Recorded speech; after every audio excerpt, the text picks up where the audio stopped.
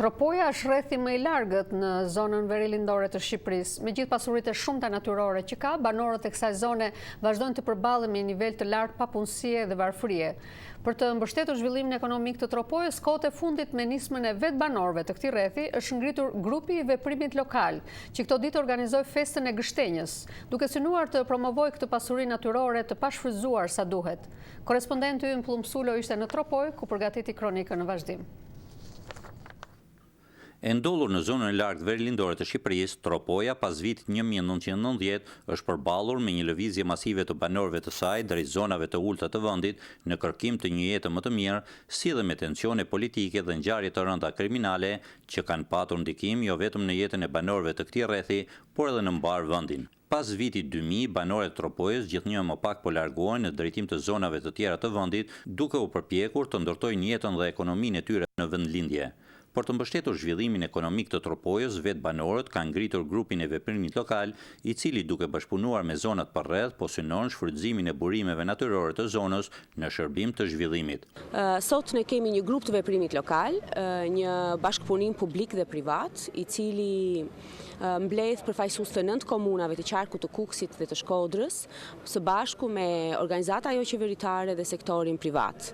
Pra, ne shohim që kemi një strukturë që është aktive, që lëviz dhe që mundohet të promovojë vlerat kulturore, natyrore të zonës së bjeshkëve të Namuna dhe duke patur si synim kryesor zhvillimin ekonomik, krijimin e punësimit dhe le të themi mos largimin e njerëzve nga këto zona. Në rrethin e Tropojës gjendet edhe masivi më i madh i gështenjës në Shqipëri. Ndaj këto ditë, grupi i veprimit lokal organizoi në qytetin Bajramçur festën e gështenjës, një përpjekje kjo për të nxitur banorë dhe struktura shtetërore për shfrytëzimin sa më të mirë të kësaj pasurie natyrore të Tropojës. Tropoja është zgjedhur për vetë faktin sepse ka një masiv të madh gështenjash, rreth 2400 hektar i përkasin vetëm komunës Bujan, për cilën aplikohet dhe një projekt i fituar nga grupi i veprimit lokal nga Moda.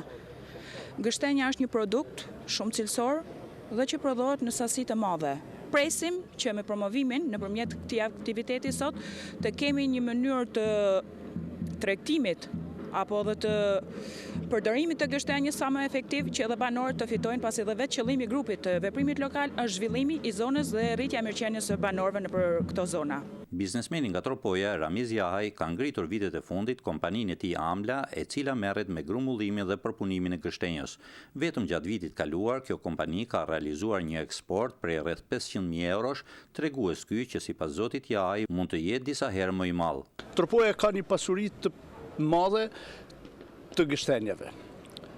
Ka mbi 2400 hektar gështenja, të gjitha i kanë një terren të përshtatshëm për të shfrytzuar dhe ç'është më e mira për momentin, akoma zonat ku shtrihet gështenja vazhdojnë të jenë të populluara, ndonse ka një lëvizje të popullsisë.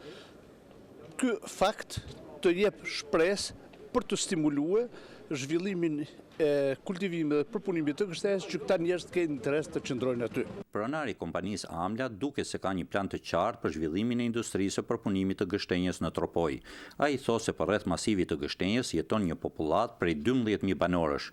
Nëse do t'i kushtohet më shumë kujdes bimës së gështenjës, duke ristrukturuar pyllin, realizuar mbjellje të reja, si dhe duke krijuar sa më parë kushte për ruajtjen dhe përpunimin e gështenjës, pas 10 vitesh, thot ai, çdo krah pune mund të përfitojë rreth 130 euro në muaj, çka do të përmirësonte ndjeshëm ekonominë familjare të banorëve të Tropojës. Për Zërin e Amerikës, nga Tropoja, Plumë Sulo.